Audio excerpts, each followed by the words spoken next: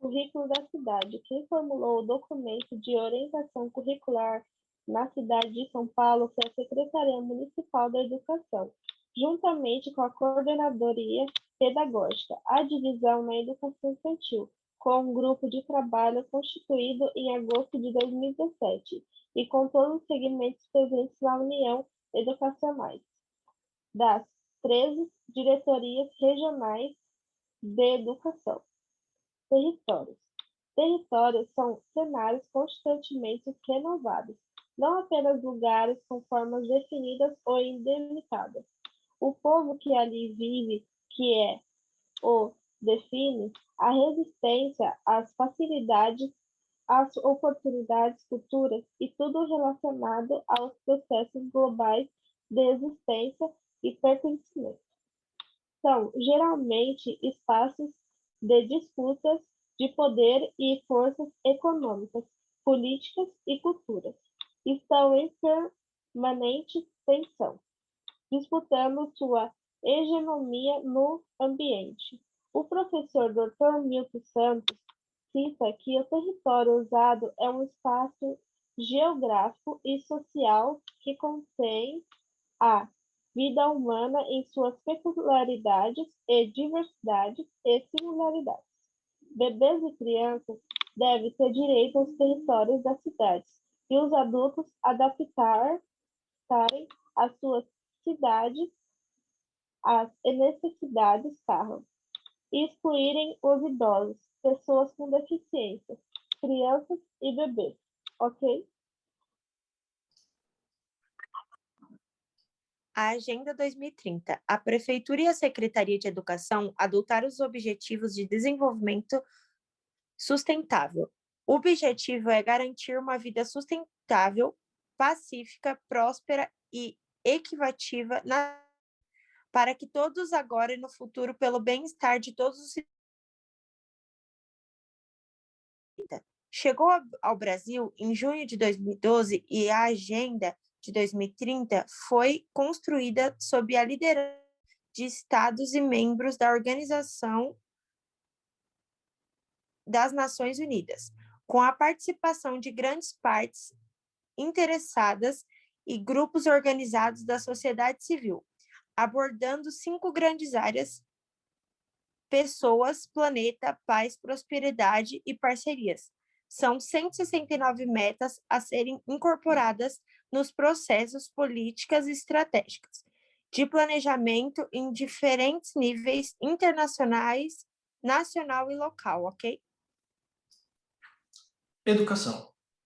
Em termo científico, é um conjunto de ações e influências exercidas voluntariamente por um ser humano em outro, normalmente de um adulto em um jovem, criança ou bebês. E é na escola, instituição de vivências e infâncias, interações sociais e culturais, onde estimula a aprendizagem e desenvolvimento. É na escola onde se aprende a conduzir a existência. Bebês e crianças e até adultos constroem histórias através de pessoas e coletivos. Lá se está, se vive, aprende, conhece, se vê, pensa o mundo e a vida através das experiências oportunizadas, gerando então autonomia e protagonismo. A matriz dos saberes. A matriz de saberes tem como propósito formar cidadãos éticos, responsáveis e solidários que fortaleçam uma sociedade mais inclusiva, democrática, próspera e sustentável. Fundamenta-se nos marcos legais das convenções internacionais de direitos humanos, da infância e adolescência e das pessoas com deficiências. Conhecemos então a LDB, o ECA, PNE, PCD, Direitos Humanos, ONU, Unesco, História e Culturas Africanas, História da População Imigrante e a Lei contra a Violência nas Mulheres, etc. Assim sendo, a escola não é um espaço neutro, pois ela pode aprofundar nas discriminações e preconceitos ou pode impedir atitudes do tipo através do pensamento, das discussões e das práticas relativas à temática. Educação para equidade. Como durante décadas o conhecimento ficou nas quem é privilegiado, a educação como direito defende a igualdade de oportunidade entre as pessoas, para que assim haja uma sociedade justa e democrática. Quem deve fazer esse intermédio é o Estado. A equidade foca nas populações mais vulneráveis e de menos direitos conhecidos. Só é possível atingir a igualdade quando se reconhece a diversidade. Milhões têm seus direitos negados apenas por terem nascido em determinado território específico. Faltam creches nas regiões mais pobres da cidade de São Paulo, enquanto algumas famílias e territórios privilegiados conseguem ficar os primeiros anos da infância com seus bebês em casa. Educação inclusiva. Sempre usam esse termo no campo educacional. Lutar contra a exclusão social e racial, temas como diferenças biopsicológicas, culturais, de idade, econômicas, de etnorraciais, de gênero, de línguas, religiosas e outros. Quando não citam essas diferenças que são gritantes na sociedade, causam a invisibilidade, o esquecimento, exclusão e aumentam a desigualdade novamente. Retirar do espaço público quem tem características diferenciadas acaba perpetuando tais espaços e temas que são tão contemporâneos e importantes para uma sociedade mais justa. É necessário se problematizar a inclusão dos grupos acima, pois as instituições sabem que não trabalham tais conteúdos, tirando assim o direito de se enxergarem como sujeitos. Eles são existentes e ativos no ambiente público e escolar. A inclusão não está, então, somente nas deficiências das crianças, está nos debates e nas políticas educacionais. Cada bebê e criança é diferente das demais, e elas têm interesses e necessidades próprias com a específica intervenção pedagógica. Educação integral. Ter práticas integradas de forma desenvolvimento humano global em todas as dimensões, considerando bebês e crianças na centralidade dos processos educativos, problematizando o currículo e contemplando a ampliação e qualidade de tudo que pode influenciar com o tempo. Interações e intenções docentes e materializadas.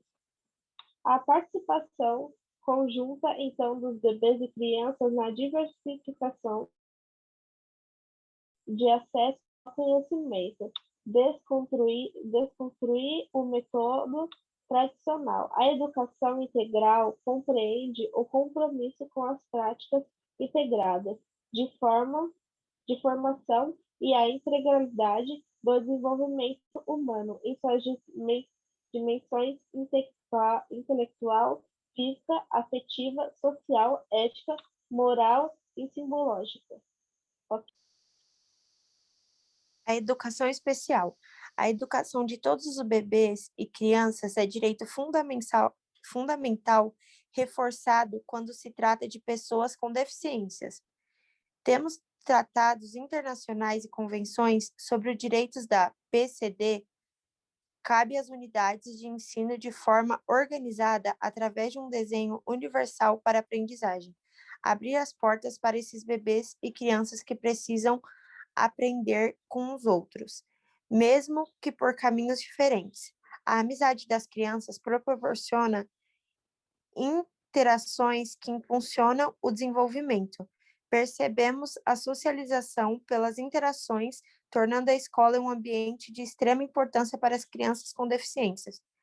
Escutar a voz das crianças no território, pois novas culturas infantis criarão novas culturas adultas, mais justas e humanas para a sociedade que ainda não existe. Não devemos ensinar e conversar apenas quando há alguém na escola ou na instituição. Esse é o tema de direitos humanos presente em todas as escolas. Relações de gênero. Desde os anos de 1950, a necessidade de demanda de presidente EL Entre 1980 e 1990, novas abordagens começaram a ser conversadas na UES, Conhecimento do Próprio Corpo, diferença entre meninos e meninas. Deixaram de ser tabus e questionamentos sobre origem e nascimento e começaram a ser tratados com maior naturalidade. Livros, filmes, brinquedos foram produzidos para apoiar a construção de perguntas, compreensão e respostas dos temas, que pode décadas ficaram fora do ambiente escolar. Educar deve ser perspectivas compreensivas sobre a sexualidade e gênero, construindo questionamentos sobre as situações do dia a dia e tomar decisões apoiadas em informações, discussões e posicionamentos. Nos gestores, professores e educadores precisam definir respostas e essas questões norteadoras, pensando que CEIS e EMEIS devem educar as crianças de forma compartilhada com as famílias e responsáveis, discutir elementos sexistas da mídia, formar espaço de diálogos com os pais responsáveis, analisar livros e suas histórias, discutindo elementos e situações reais ou imaginadas, são estratégias para apoiar a reflexão do temas na escola da base, ok? As relações étnico-raciais. Pensando nessa abordagem dessas três grandezas, a educação pela equidade, a educação inclusiva e a educação integral, temos como orientação os currículos específicos para essas populações, que tiveram seus direitos historicamente arrancados ou não atendidos. São nas unidades de ensino que essas discriminações devem ser rompidas. A cultura afro-brasileira e a africana, a cultura e a escola indígena, a educação para imigrantes e populações em situação de itinerância. Nós temos no Brasil bolivianos, peruanos, venezuelanos, haitianos, senegaleses, congoleses, sírios, etc. Zygmunt Bauman, ele cita que é uma crise mundial humanitária. No livro Estranhos à Nossa Porta, ele comenta que precisamos resgatar o caminho da ética e da solidariedade, desviando do medo. Então, escutar e entender a cultura alheia, suas vivências, é adicionar a estes, aos alunos, uma nova sala e escola. Acolhimento deve ser o ano todo, não apenas no primeiro dia de aula. Democracia. A retomada da democracia no Brasil é muito recente. A gestão democrática, ela aparece como princípio fundamental na Lei de Diretrizes de Base, de 1996, e na Constituição de 1988. John Dewey, em 1940, e numa segunda publicação de 1959, cita que a educação se confunde com o processo de vida em sociedade e, portanto, é um método fundamental de progresso e reformas sociais. É para ele um processo de vida e não uma preparação para a vida futura, a educação democrática. A escola, ela deve então representar a vida presente, é uma forma embrionária da vida em sociedade. Deve ser transformadora e emancipadora. Ter acesso à educação pública, laica e de qualidade é um direito de todos os bebês e crianças. Isso é, então, um dever do Estado. Todos esses princípios, compromissos, conceitos e políticas educacionais unem-se ao compromisso de uma educação que traz a democracia como pressuposto de uma escola pública que se deseja comprometida com a qualidade da formação humana, transformadora e emancipadora.